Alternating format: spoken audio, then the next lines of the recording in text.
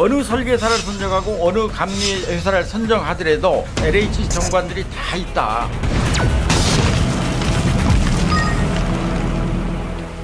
안녕하십니까. 이슈 현장에서 끝까지 파는 현장 소장 임 소장입니다. 오늘은 철근이 빠진 아파트 현장으로 가신다고요? 심각한 그렇습니다. 문제입니다. 네, 정말. 심각해요. 네. 이번에 이제 국토부가 발표를 하지 않았습니까? 철근을 빠뜨린 상태로 발주한 소위 LH 발주 아파트 15곳. 이 15곳 중에서 13곳이 설계한 업체가 LH 퇴직자들이 재취업을 한 소위 LH 전관 업체였다. 전관 업체. 이거고요. 네. 게다가 철근이 빠진 아파트 15곳 중에서 10곳 같은 경우에 감리를 맡은 업체 10군데가 역시 마찬가지로 LH 전관 업체였다. 그런데 그럼 나머지 5곳은 어떠냐? LH가 스스로 감리한 셀프 감리였으니까 이번에 발표된 15곳의 아파트 단지가 모두 LH와 직간접적으로 연결돼 있다. 이런 문제가 있었다라는 겁니다. LH 전관 문제 어느 정도인지 하나하나 좀 살펴보도록 하시죠. 광장이라는 업체가 하나 있습니다. LH의 고위직 출신이 대표를 포함해가지고 4명이 임원으로 근무를 하고 있습니다. 일단 대표부터 LH 고위직 그렇습니다. 출신이에요. 이 업체가 이번에 감리 문제를 일으킨 곳이 15곳 중에 2군데입니다. 네. 충남도청이 이전한 신도시 지역에 있는 아파트, 그리고 오산 세교에 있는 아파트인데 이력을 봤더니 네. 지난 4월에 붕괴됐던 인천 검단 아파트 지하주차장 사고 기억하시죠? 네네네. 거기를 감리했던 업체가 광장이었다. 이 일 때문에 전수조사한 건데. 근데 문제는 여기서 끝이 아닙니다. 하나 더 들어갑니다. 작년 1월에 노동자 6명이 사망하는 사고가 있었던 광주 화정의 아이파크 붕괴 사고. 이때도 감리를 맡았던 업체가 광장입니다. 그러니까 2군데에서 심각한 감리 문제를 일으켰다라고 할 수 있는 그렇죠. 이 업체가 네. 또다시 2군데 LH 발주 아파트를 맡아가지고 문제를 일으킨 셈인데 이런 식으로 광장이 그동안 LH에서 따냈던 감리 용역이 23건, 계약 금액만 무려 430억 원에 달한다. 라는 보도가 나온 겁니다. 이런 업체한테 왜 자꾸 맡기는 겁니까? 그러게요. 굉장히 화가 나는데. 근데 이런 업체가 또 있다는 거 아닙니까? 문제는 한 군데가 아니라는 겁니다. 자, 목양이라는 감리 업체가 있습니다. 네. 여기도 마찬가지로 LH 고위직 출신 3명이 임원으로 근무를 하고 있습니다. 그런데 이번에 발표된 자료를 보니까 15곳 중에서 남양주, 아산, 양산 지역에 3군데 아파트를 이 업체에서 감리를 했어요. 이력을 따져봤더니 역시 마찬가지로 인천 검단 아파트 지하주차장 붕괴된 곳 네. 목양하고 아까 광장이 같이 감리를 했었다라는 게 이제 이번에 드러난 겁니다. 게다가 감리업체들 같은 경우는 감리를 제대로 안 했을 경우에 이제 벌점을 부과받도록 돼 있거든요. 벌점을 많이 받으면 LH처럼 공공기관이 발주하는 사업에는 참여를 제한을 합니다. 그래야겠죠. 이 목양 같은 경우도 이전에 LH에서 계속 벌점을 부과받은 게 6건이 쌓여 있었습니다. 그런데 어떻게 또 LH의 발주를 받을 수 있었느냐 체크를 해봤더니 벌점을 받으면 곧바로 취소 소송을 냅니다. 그러면 이 벌점 부과했던 게 일단 스톱이 되고 재판이 끝날 때까지는 벌점이 확정이 안 되는 거죠. 그 기간 동안에는 새로 사업 수주를 받을 수가 있는 겁니다. 그 허점을 노린 거네. 네. 이런 식으로 해가지고 지난 5년간 LH에서 이 목양이라는 업체가 수주받은 액수로 따지면 2번째로 많은 업체였다. 이게 이번에 또 확인이 됐습니다. 알수록 더 조금 화가 올라오는데요. 예. 아무리 봐도 이 정관 특혜를 의심하지 않을 수 없는데. 그렇죠. 이 업체들은 어떤 입장이에요? 당연히 업체들에서는 전관 특혜는 결코 없었다. 우리가 사업을 잘해서 따온 거다. 이제 이런 입장을 유지를 하고 있습니다만 네. 재취업을 한 정관을 영입한 업체들이 실질적으로 수주를 할 수 있었느냐, 그건 제도의 문제거든요. 입찰 제도의 문제인데 저희가 조사한 걸 보니까 철계는 수의계약, 또 감리 같은 경우는 종합심사 낙찰제라는 제도를 통해서 이루어진 겁니다. 예. 종합심사 낙찰제라는 것이 어떤 심사위원들의 정성평가가 반영될 수밖에 없는 부분이 그런 크거든요. 겁니까? 평가 기준에. 예. 금액인 20%, 심사위원들의 평가가 80%의 비중을 차지합니다. 그 제도를 통해서 선정된 업체의 상당 부분이 정관 영입 업체였다라는 거죠. LH 전관들이 가져오는 이 인맥과 내부 정보 이게 그 회사에 도움이 되는 방식으로 이제 작동을 한다는 거고 그러다 보니까 거액을 주고 LH 출신들을 전관으로 회사들이 영입을 하게 된다. 이 구조를 얘기하는 겁니다. 정관 업체가 유리한 제도가 문제다. 그렇습니다. 예. 근데 윤석열 대통령이 가장 싫어하는 게 또 건설 카르텔 이런 그렇죠. 부분이거든요. 그렇죠. 지금 어떻게 변화의 움직임이 좀 포착되고 있습니까? 일단 LH에서는 굉장히 좀 단호한 입장을 내놓고 있습니다. 반카르텔 공정건설 추진본부를 설치하겠습니다. 설계, 감리 등 건설공사 전 과정에서의 전관 예우, 이권 개입 근절시키겠습니다. 부실 시공, 설계, 감리업체는 원스트라이크 아웃 제도를 도입하겠습니다. 정관 특혜 의혹이 제기된 업체를 수사 의뢰하고 이번 15개 단기 부실 시공 업체에 대해서는 형사고발과 민사소송 등 법적 조치를 즉시 취하겠습니다. 아니 그 뭐 다 맞는 말씀이긴 한데 정관예우 근절을 왜 이제서야 하냐는 거예요. 바로 그 말씀입니다. 예. 이게 이제 업계에서는 공공연한 비밀이었다라고 했을 때는 미리부터 좀 조치가 들어갔었더라면 네. 이런 문제를 좀 막을 수 있었을 것 같은데 통계를 따져보니까 더 문제가 심각한 것이 한 5년 정도를 따져보니까 LH를 퇴직한 사람들 중에서 3급 이상의 이제 고위직 퇴직자죠. 이런 사람들의 절반 정도, 한 300명 정도가 LH하고 계약한 이력이 있는 회사로 넘어갔다. 와. 그 기간 동안에 LH가 맺었던 계약 전체 5분의 1 정도, 한 20% 정도가 이 소속 업체들하고 계약을 했더라. 액수만 따져보니까 9조 원 정도가 되더라. 엄청난 겁니다. 게다가 이 업체들하고 이제 따로 공모를 안 하고, 그러니까 경쟁 입찰을 안 하고 수의 계약으로 직접 계약을 맺는 경우가 34%나 됐다. 그러다 보니까 아니 회사들 입장에서는 야, 이 전관만 좀 모셔오면 우리 회사에 운이 트일 수 있다라는 생각을 할 수밖에 없었던 어떤 구조적인 문제가 있었던 거고 이 부분은 이번에야말로 좀 바로 잡아야 되는 겁니다. 로비스트의 역할을 하는 거네요. 그렇게 의심할 수밖에 예. 없는 상황인 거죠. 예. 네. 근데 이제 문제는 2년 전에 전국을 들썩거리게 했었던 이 문제가 있었습니다. LH 투기 의혹 난리 났었잖아요. 새롭게 탈바꿈 한다고 했잖아요. 그때도 혁신안 냈었고 난리 네. 났었거든요. 2년 전에만 하더라도 LH 직원들이 신도시에 땅 투기를 해가지고 공분을 샀을 때 그때도 퇴직자들의 전관 예우를 차단하겠다라는 약속을 했었는데 네. 과연 이번 혁신안은 다를 수 있을 거냐. 그때 땅 투기에 대해서만 뭐 혁신안을 내고 이번 같은 경우는 뭐 감리업체 설계업체에 대해서만 혁신안을 내고 이런 식으로 땜질식으로 한 게 아니라 이번 기회에 소위 이 카르텔을 차단할 수 있는 완전한 혁신안을 좀 내줬으면 좋겠다. 네. 이게 지금 국민들의 바람입니다. 이번에는 되겠죠. 반복되지 않아야 될 겁니다. 계속해서 좀 관리 감독해 주시기 바랍니다. 알겠습니다. 현장 소장으로서 꼼꼼히 챙겨보도록 하겠습니다. 고맙습니다. 고생하셨습니다.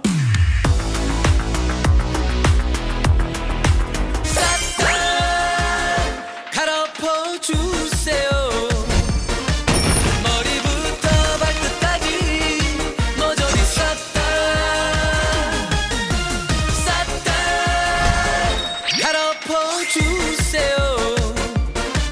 나비 하나 날지 않던 나의 가슴에 제게 바래주세요. 정치판 싹 다 갈아엎으러 출동한 42년생 정치천재 박지원 전 국정원장, 85년생 정치천재 이준석 전 대표. 아유, 어서 오십시오. 야, 정말 흥미로운 조합입니다. 정말 흥미로워요. 이준석 전 대표는 하버드 출신으로 진짜 천재고 네. 원장님은 천재 보조. 바로 먹이고 시작하시는군요.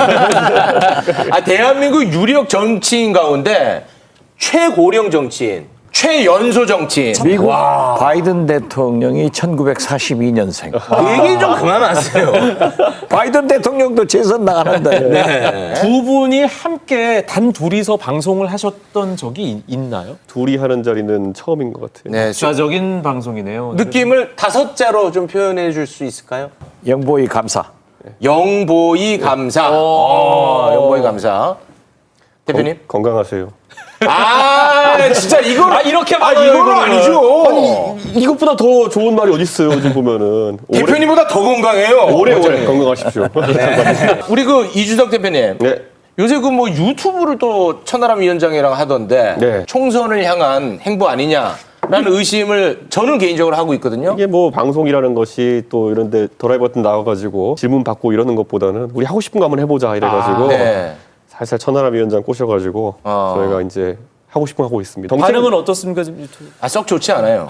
그거야 본인이 하고 있는 유튜브 기준으로 말하는 거고 드라이브 자주 나오세요, 드라이브. 여기 나오기 직전에 2만 명 돌파했기 때문에 네. 구독자 수 쫙쫙 올라갑니다. 알겠습니다. 네. 이준석 대표 재개발 잘 되기를 진짜 바랍니다. 열심히 하겠습니다. 네. 예.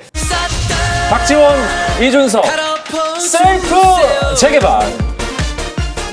오늘 스튜디오에 모신 두 분은 진작부터 내년 총선에 나가서 정치판 싹 다 갈아엎어보겠다 선언을 한 상태입니다. 또 출마하시는 겁니까? 제가 네. 아직도 할 일이 남았고 윤석열 대통령과 민주당에서 제일 잘 싸우고 또 고향 발전을 위해서 그리 간 거죠. 이준석 대표. 네. 저는 한 달 사이에 6천 통의 전화를 했어요. 얼마 전에 기사에서 5,000통인데 그동안에 1,000통 하셨어요? 그러니까 이번 주에 1,000통이 이번 주에 1,000통 하셨어요? 정말 대단하시다. 그렇게 노력을 해야 돼. 노력하시구나. 그래서 나는 매기 역할을 하겠다. 매기역. 네. 지금 현역 의원들이 게으르고 하네요. 그래요. 원장님이 출마 선언하니까 올드보이들이 그냥 막 대거 밀려온다. 뭐 이런 기사들이 많던데요. 네, 그렇더라고요. 예. 그런데 저는 꾸준히 농사를 졌어요. 정치 농사. 네. 네. 그렇기 때문에 나는 추수할 권리가 있고 네. 따라오는 올드보이들과는 좀 다르다. 가장 기쁜 게 영보이, 영천재, 네. 이준석 전 대표와 올드보이 함께 만나는 거예요. 기분이 너무 좋아 보입니다. 얼마나 좋아요. 네. 크램파 소리 안 들으니까 더 좋지. 아니 우리 대표님은 네. 선거 지휘 네. 정말 잘하셨잖아요. 손대는 선거는 다 이겼잖아. 그건 내 건 졌다 또 얘기하려고 그러는데. 아니 그게 아니라 빌드업이 또 이제 또 살살 나오는 게 같은데. 그게 아니라 네. 원장님 네. 내년 희망이 총선? 있는지 어떻게 보시는지. 그 후배 정치인들 도발하시는 거 보니까 무소속까지 자신 있다 이 말씀을 지금 하시는 거거든요 지금. 무소속까지요? 이준석 대표가 꼭 무소속 나가서 되세요. 아니 근데 당 대표까지 하신 분인데 무슨 무소속이에요? 대표 다 학살됐잖아요. 그렇기 때문에 우리 이번에 박지원 대표님도 다 겪으시고도 네. 여러 당적으로 출마해서 당선되신 분이기 때문에 불안해. 홍준표 시장이 말했잖아요. 네. 이준석 전 대표, 안고 가라. 유승민 안고 가라. 네. 안 안고 가니까 안고 가라가 한 거예요. 이번 총선 네. 뭐 무소속 얘기도 있고 신당 얘기도 있고 뭐 노원에서 나갈 거라는 얘기도 있고 어떻게 되는 겁니까? 노원에서 나갈 거란 얘기도 있고 그냥 그게 기본 옵션이고. 그죠? 네. 그리고 저는 그걸 다 준비하고 있었고 항상. 네. 그런데 항상 누군가 저를 방해한다 그러면은 저는 다른 옵션들을 닫아버릴 필요는 없는 거 아니겠습니까? 신당을 하겠다 아니면 무소속을 하겠다 이런 얘기를 특정지어서 말한 적이 없어요. 저는 무엇이든 할 수 있다라고 얘기를 보통 해요. 네. 그러니까 뭐 그 안에 범주에 들어가는 건 다 할 수 있죠. 이준석 대표나 박지원이나 남산의 소나무는 그대로 서 있는데 바람이 불어요. 흔들거리는 하지만은 뽑아가지는 못해. 제가 지난번에 유랑할 때 진도 가가지고 트로트도 부르고 해가지고 예. 저도 진도에 팬이 좀 있습니다. 그래서 제가 진도 찾아줘서 감사하다고 방송에 나가서 그렇죠. 얘기했어요. 저는 그렇게 네. 우리 고향을 생각하는 분들한테 감사하다고 꼭 얘기합니다. 사실 제가 아무 의도도 없이 갔다가 갑자기 초대 가수 비슷하게 돼버려가지고 예, 어설프게 두 곡 부르고. 제 선거 지원 유세하러 오세요. 자, 그런 얘기 아니 지금 원장님 그 해당행위예요, 해당행위. 저는 노원에 못 가요. 지금 물어보니까 우리 김성환 의원, 제가 국회의원 할 때 615실 제가 614호실 김성환 의원이 있어서 또 가까운데 둘이 같이 붙는 건 나 또 몰랐네. 그러면 협치는 진도에서만 하는 걸로. 저는 얻는 게 없잖아요. 그러니까. 알겠습니다.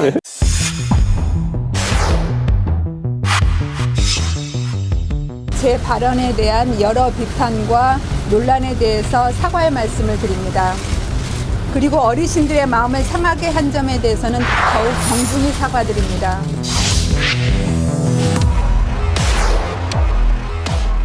마음 상하게 해드린 거 너무 죄송스럽게 생각하고 마음 푸셨으면 좋겠다는 생각 말씀드립니다. 앞으로는 절대로 그런 일이 없기를 바랍니다. 정신 차려라고 진정성을 갖고 사과도 하고 다시는 일이 없도록 하고. 우리 원장님께서 아주 유심히 지켜보셨는데 원장님 예. 방금 이제 영상에 잡혔던 대한 노인회 회장님이랑 동갑이시더라고요. 김호일 회장이 좋으신 분이나 사진을 4번이나 때리는데 이제 그만했으면 됐어요. 사과했고 깃밥도 맞았고 네. 그랬으면 됐다 이거죠. 저는 그렇게 봐요. 그러나 네. 김은경 위원장이 지난 7월 31일 그러한 발언을 해서 제가 8월 1일 날 문자로 남겼어요. 빨리 사과해라. 누구나 실수할 수 있다. 늘 민주당은 타이밍을 놓쳐. 오늘이라도 이재명 대표가 따끔하게 네. 질책을 하면서 사과를 했으면 더 멋있었을 거예요. 아, 그 부분은 좀 그런데 아쉽고. 김호일 노인회 회장이 아무리 사진이지만은 귀때기를 저렇게 세게 4번이나 때려버렸으면 이제 된 거지. 뭐. 저는 이 김은경 혁신위원장이라는 분 이제 보통 어느 정당이든 혁신위원회에 대해서 별로 기대하진 않아요. 아, 그래요? 보통 당대표의 의지를 투영해서 할 말하는 정도의 조직으로 보는 경우도 있고, 근데 이번에는 더 안 좋은 게 뭐냐면은 사고의 강도가 커집니다. 지금 처음에 이제 그 불체포 특권 관련해가지고 다소간의 논란이 있었을 때는 네. 그래 뭐 그럴 수 있지 이랬는데 이번에 이렇게 터지고 나니까 대중의 반응은 뭐냐면 다음엔 또 뭘 할지 궁금하다 정도가 돼버렸어요. 그럼 저는 이미 민주당 내에서 혁신위의 동력은 사라졌다. 기대치가 없어요. 저도 별로 뭐 하는지 관심이 없거든요. 네네네. 저같이 정치 중독된 사람도 사실 민주당 혁신위가 뭐 하는지 별로 관심이 없어요. 네. 그렇다면은 해체하는 게 옳다.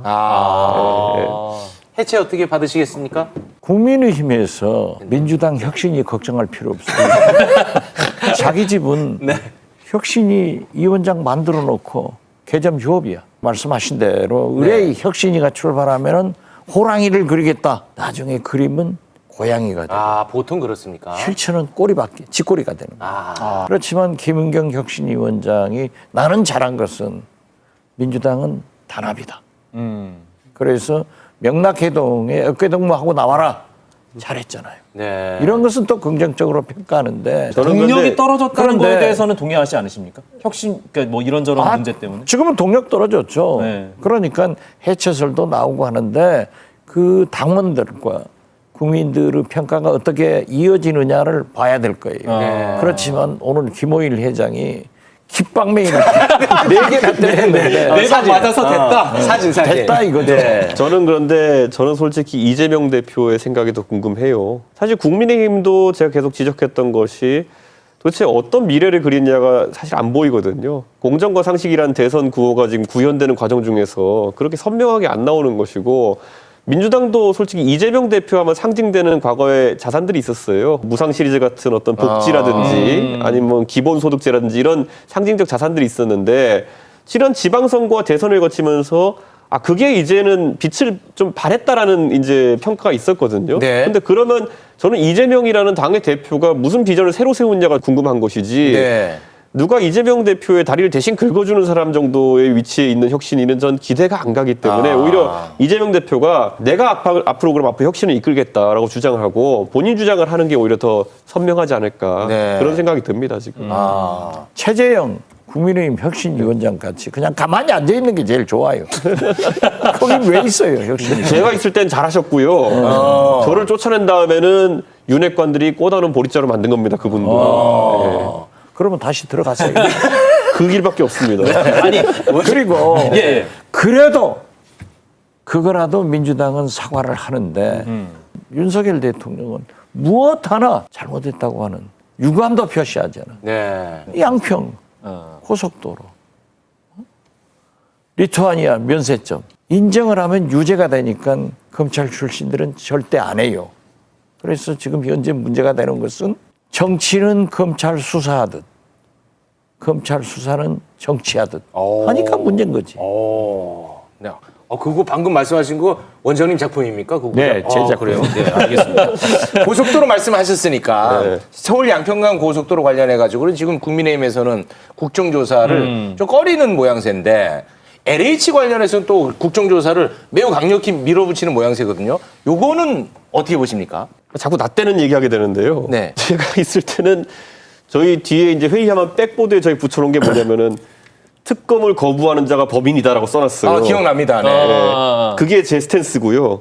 지금 지도부는 생각이 다른 거죠, 그러니까. 국정조사를 거부하는 사람이 뭔가 전 모르겠어요. 그런데 하여튼간 법인이다. 저는 그런 얘기 한 적 없어요. 아니 내가 맞춘 게 맞췄지. 대충 뭐 출연자 개인의 의견인데. 그래서 이 부분에 대해서는 조금 아쉽게 느껴지는 측면이 있나 보군요. 뭐 이상하게 좀 내용이 들어가려고 하는데 갑자기 원희룡 외절회로 가버렸어요, 그냥. 예전에 어떤 걸 떠올리냐면 박근혜 정부 시절에도 그런 게 있었어요, 보면은. 박근혜 정부 시절에 처음에 정윤회 씨 사건 같은 게 불거지니까 뭐 어떻게 하다 보니까 정윤회 씨는 아니다 이러면서 덮고 넘어갔거든요. 나중에 그랬더니 정권 말기에 갑자기 최순실 씨라는 저도 처음 들어본 이름이 나오니까 네. 다들 너무 당황했던 거예요. 근데 저는 이런 의혹이 나왔을 때 사실 여당 내 구성원들도 의구심을 얻는 해소했을 정도로 해명이 되는 게 중요하다. 네. 어찌됐든 간에 출구 전략이 필요하잖아요. 이거 어떻게 해야 된다고 보십니까? 고속도로 관련해서. 그럼 국민들이 원하는 대로 하자면서요. 그런데 국민들 여론조사 해봤더니 원한 추진이라고 나온다는데. 네. 그러니까 저는 이게 지금 해놓은 말들이 다 지금 계속 이제 서로가 서로를 공격하는 상황이거든요. 네. 저는 이거는 풀고 가든지 풀지 못하면은 처음에 용기 있게 이걸 뭐 백지화부터 했던 원희룡 장관이 좀 정치적 책임을 져야 되는 상황이 아니냐. 저는 그런 생각을 하고 거치 있습니다. 문제를 말씀하시는 겁니까? 그렇죠. 왜냐하면 네. 이게 내용으로 풀기에는 너무 많은 말들이 서로 모순이 돼버렸고 네네. 가장 용기 있게 나섰던 사람이 가장 용기 있는 책임을 져야 되는 거 아니겠습니까? 윤석열 대통령이 기가 막히게 원희룡 장관이 해결해라 하고 자기는 딱 빠져버렸어요. 김건희 여사 종중 땅은 윤석열 대통령하고 함께 재산 신고가 돼 있으니까 그게 대통령 땅도 있어요. 그렇게도 봐야 돼요. 원희룡 장관으로 이슈를 돌려놓으니까 원희룡 장관이 너무 총대를 세게 맸다가 백지화해서 이제 또 백지화. 국정조사를 해서 밝히고 원안으로 돌아가면 해결된다. 아, 그렇습니까? 저는 그렇게 봐요. 원희룡 장관 같은 경우에는 굉장히 여권의 중요한 자원 중 하나입니다. 솔직히 말하면은 수도권에 지금 엄청난 인물난이 있다고 계속 보도가 되고 있는데 특히 국토부 장관이라는 중인을 맡았으면은 어떤 지역에 상당한 이제 사업을 일으킬 수도 있는 위치에 있고 그러다 보면은 그런 걸 동력으로 해가지고 총선에서 수도권 한 권역을 맡아가지고 선거를 치러야 될 정도의 막중한 책임이 있는 사람입니다. 그런데 그 국토부 장관이 교통 현안이나 이런 걸로 수도권에서 바람을 일으키기보다 오히려 본인이 뭔가를 방어하러 들어가는 모양새에서 소모되는 느낌이 있어가지고 그래서 제가 아까 원 장관한테 차라리 정치적으로 책임질 모습이라는 얘기를 했던 거는 이거 길게 가면 원 장관도 굉장히 고생하십니다. 이것도 보면은. 공산당의 그 신문이나 방송을 저희가 언론이라고 얘기하지 않습니다. 사실이나 진실을 전달하는 게 아니라 주장을 전하는 것이기 때문에 저희는 그거를 기관이죠. 어떤 언론이 좀 그런 언론이라고 생각하시는지? 그거는 이제 그 국민들이 판단하시고 본인들이 잘 아시리라고 생각합니다. 이동관 후보자와 박지원 원장님 개인적 친분이 두터운 걸로 저는 알고 있었는데 두 분이 아주 세게 붙었습니다. 이동관 후보자의 방송 장악 의혹이 있는데 여기에 대해서 박지원 원장님이 국정원장 시절에 그 문건 내가 직접 봤다. 그랬더니 오늘 이동관 후보자가 바로 짜증을 섞인 입장문을 냈습니다. 문건 작성을 지시한 적도 보고받은 적도 본 적도 없다. 그리고 박지원 전 원장 눈에는 모든 사안이 공작이자 음모로 보이는 모양이다. 조선시대에 박 원장이 태어나셨더라면 5대에 걸쳐 영화를 누린 유자광을 뛰어넘는 인물이 되지 않았을까. 이거는 솔직히 상처 받으셨습니다. 그죠? 저는 상처 안 받았어요. 안 받았어요? 말할 사람이 말을 해야 상처를 받지. 그 말 자체도 자격이 없는 사람이에요. 홍보수석실에서 국정원에 요구를 했는데 홍보수석 아니다? 국정원의 보고 문건은 상층부로 갑니다. 제가 보았다는 그러한 것은 지금 언론에 다 나왔잖아요. 그 문건을 보면은 딱 국정원 제작 문건이다. 이동관, 박지원 싸움을 하면은 훨씬 좋을 것 같지만 제가 응하지 않아요.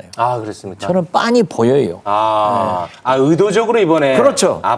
저를 한번 그렇습니까? 걸어본 거예요. 근데 내가 아무 소리 안 해버리니까. 네. 근데 오늘 몇 마디 하셔가지고 또. 왜 몇 마디? 알겠습니다. 나는 안 한다고 했지.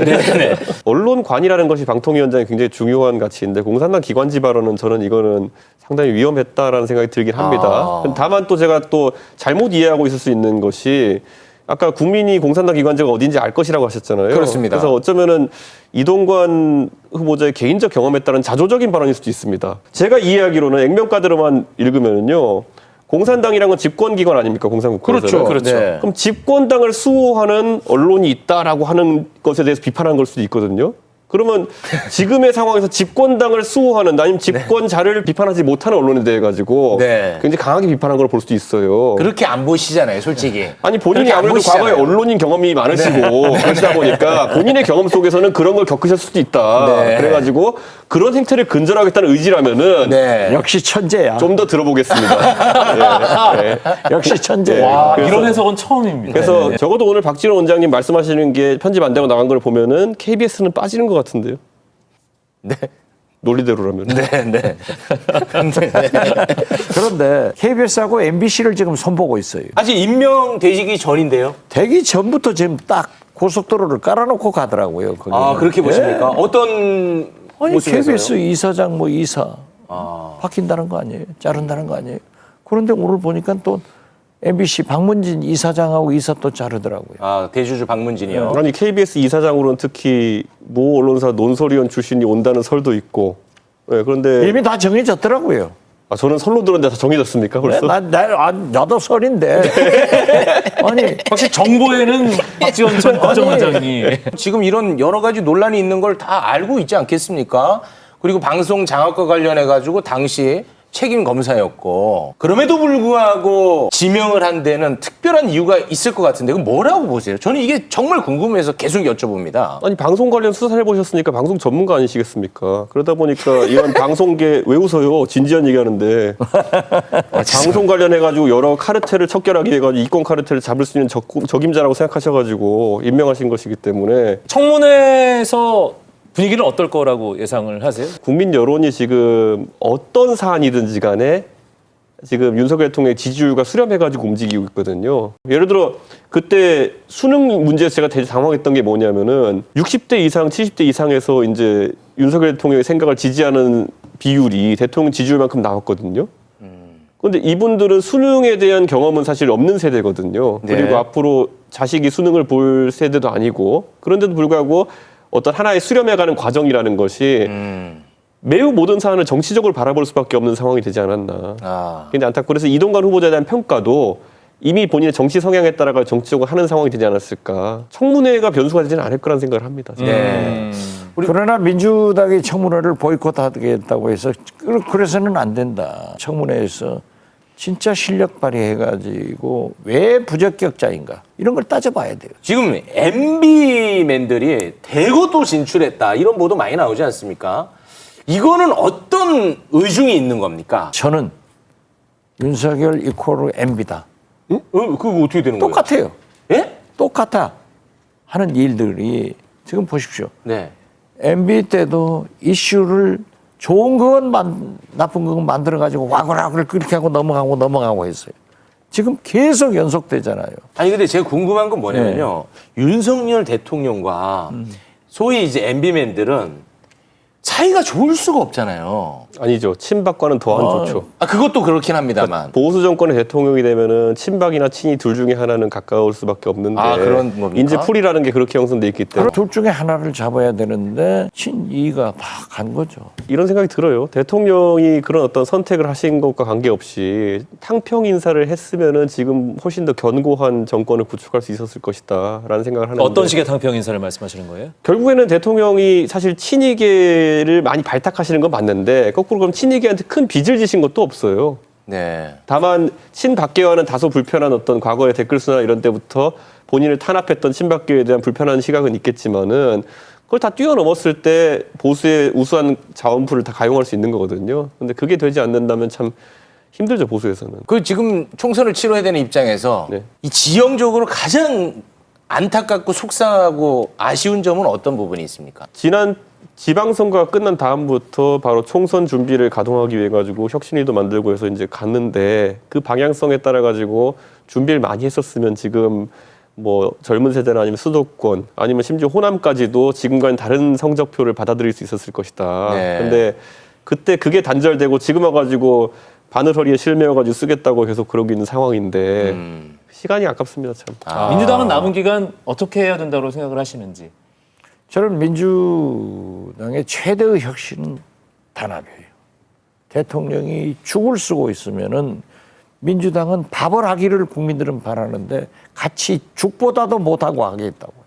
엊그제 나온 여론조사를 보면 지금 보수 지지층에서 차기 대통령 후보 선호도가 한동훈 36%예요. 진보 지지층에서는 이재명 58%예요. 아직도 민주당한테는 기회가 있다. 더 국민 속으로 들어가서 윤석열 정권과 투쟁해야 돼요. 잘하는 건 도와주고 잘못한 것이 지금 많잖아요. 이런 이슈를 늪에 빠지지 말고 살려서 투쟁해라. 알겠습니다. 예. 더 강한 그런 민주당이 돼야 거죠. 된다. 강한 민주당이 알겠습니다. 우리 원장님이 11시가 넘어가니까 힘이 많이 빠지네요. 네. 건강하십시오. 함께해 주신 두 분 저는 여기서 지금 현재 0시 45분 차로 광주로 갑니다. 안전하게 내일 들어가시고. 강연이 있습니다. 예, 예. 알겠습니다. 두 분 대단히 고맙습니다. 고맙습니다. 감사합니다. 저희는 다음 주에 다시 돌아옵니다. 함께해 주신 여러분 고맙습니다. 고맙습니다.